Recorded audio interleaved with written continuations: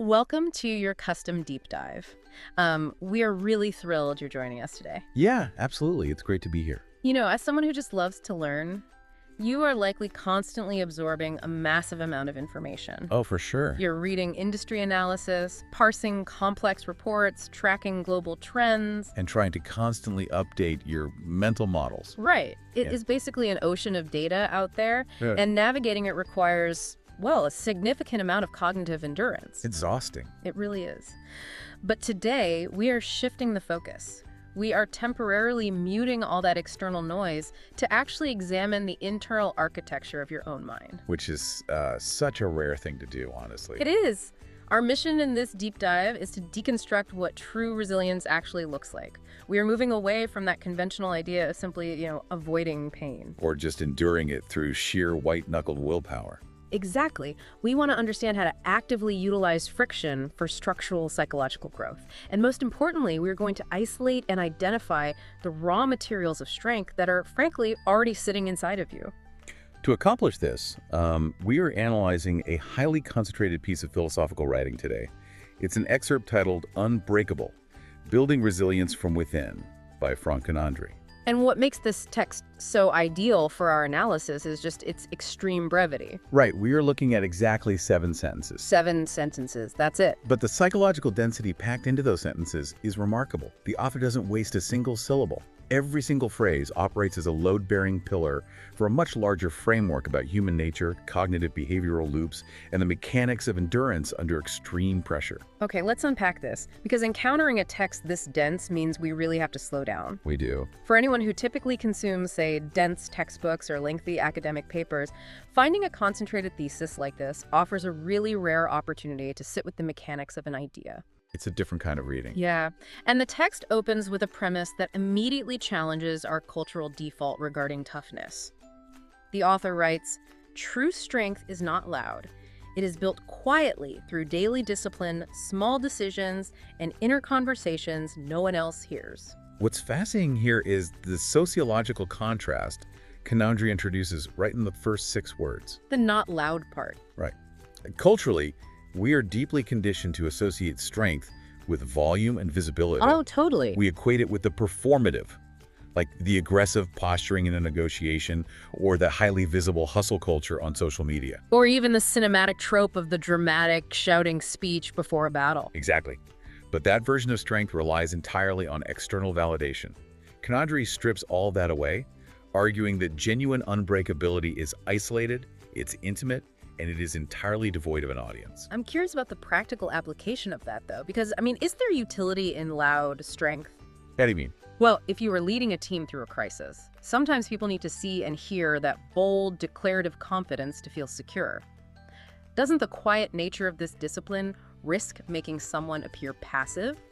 It is a valid distinction, but we have to separate leadership tactics from internal structural integrity. Okay, that makes sense. You might project confidence loudly to stabilize a room, sure. But the source of that confidence cannot be the volume itself. Because if it is... If your strength relies on the performance, it requires constant energy to maintain the facade, and it collapses the moment the audience leaves the room. That's a great point. The quiet strength Canandri refers to is the foundation. Yes, he specifically points to small decisions and inner conversations. This isn't about grand gestures. It is about the micro-negotiations you conduct with yourself 100 times a day. Let's ground that for the listener. Imagine it's a Tuesday morning, you're overwhelmed, maybe a project just derailed. And no one is watching you right then. Right, it's that split-second cognitive friction when you hit a deeply frustrating roadblock in your work. You have to decide whether to lean into the discomfort of solving it or, just open a new tab to distract yourself. So the inner conversation isn't just a metaphor. It is the literal cognitive behavioral loop running in the background of your mind. Wow, so if we constantly choose the distraction, or if our internal dialogue immediately pivots to self-criticism when we make an error, We are quietly degrading our own structural integrity without anyone else knowing. that is incredibly insidious. It is. The construction site of your resilience is completely invisible to the outside world. If you are silently catastrophizing a difficult situation or rationalizing why it's acceptable to lower your standards when no one is watching, you are actively dismantling your capacity to endure future stress. But conversely, when that internal voice navigates a setback by objectively analyzing the failure rather than attacking your self-worth, You are laying down a brick. You are building the architecture of your own unbreakability in total silence. that completely reframes the stakes of our daily routines. Every small choice matters. Absolutely. But the text then moves into a redefinition of the word unbreakable itself. And this is where I think the author pushes back against a very common psychological trap. Let's hear it. Kanandri writes, being unbreakable does not mean you never feel pain. It means pain does not have the final word. It means you allow yourself to feel, to heal, and to grow. That directly challenges the literal definition of the word. Right, because if something is unbreakable, we assume it's impervious to damage. It just deflects everything. And we often confuse unbreakability with rigidity. We assume a strong mind is like a concrete bunker. Nothing penetrates it, nothing shakes it. But in material science, extreme rigidity is actually a vulnerability, isn't it? Exactly. Think about a material like glass or diamond. They are incredibly hard, but they are highly brittle. Right, if you apply a sudden, sharp kinetic force to glass. It doesn't absorb the impact. It completely shatters. Steel, on the other hand, possesses high tensile strength and ductility. It can absorb massive amounts of energy. It bends, it flexes under a heavy load, and yet it retains its structural integrity. Kanandri is applying this exact principle to human psychology. So emotional suppression, acting like a failure didn't hurt, or burying the stress of a massive professional setback, that is essentially the psychological equivalent of glass. Precisely. It looks solid from the outside, but it is fundamentally brittle. That is the danger of that old never let them see you sweat mentality. Suppressing pain requires an immense amount of cognitive energy. You are carrying the allostatic load of the trauma while simultaneously spending energy to mask it. And eventually, an unexpected stressor hits, and the whole system just shatters. Which is why Kanandri's framework demands flexibility. To be unbreakable, you must allow the impact to register. You have to permit the system to feel the grief, the frustration, or the exhaustion. That's the ductility of the human mind. Yes. The pain is processed, which is the healing phase, and then transitioned into the growth phase. The critical parameter is simply that the pain does not dictate the final outcome of the narrative. It doesn't get the final word. Right. And he grounds this concept with a very specific biological analogy. He writes, resilience is like a muscle. The more resistance you face, the stronger you become if you choose growth over bitterness. The muscle analogy is a familiar trope, but the mechanics of it are profound here. Yeah, it implies that resistance isn't just an obstacle, it is the literal mechanism for adaptation. The underlying mechanism there is biological hormesis. Can you explain that for those who might not be familiar? Sure, it's a process where a biological system is exposed to a low or moderate dose of a stressor that would actually be damaging at a very high dose. Like lifting weights. Exactly. Oh. In physical training, lifting a heavy weight creates micro tears in the muscle fibers. You're subjecting the tissue to trauma. The muscle does not grow during the lifting phase. It is actually weakened in that moment. Right, the growth happens afterward. Yes. As the biological system repairs the micro tears, building the tissue back thicker to ensure it can handle that specific load in the future. Psychological resilience operates on the exact same adaptive principle. So the stress, the failure, the unexpected crisis, those are the weights. They cause psychological micro tears. But practically speaking, there is a massive condition attached to that sentence. He says you become stronger if you choose growth over bitterness. I really want to push on that. It's the crux of his argument. Because when you are in the middle of a genuine crisis, say you've been unfairly let go from a job you dedicated years to, or a project you built collapses due to external factors, bitterness feels incredibly justified. It does. Doesn't always feel like a choice. Why does the author position bitterness as the default alternative to growth? Because bitterness is the psychological path of least resistance. Interesting. When we experience an unearned hardship or severe friction, the brain naturally seeks a low-energy state to cope.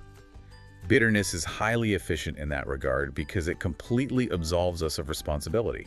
Oh, wow. So if you retreat into cynicism and blame the economy, or a toxic boss, or just bad luck, Your ego is protected. You don't have to do the grueling, high-calorie cognitive work of adapting. that makes so much sense. Growth, conversely, requires extreme vulnerability. It demands that you look objectively at a painful situation and ask, where was my blind spot?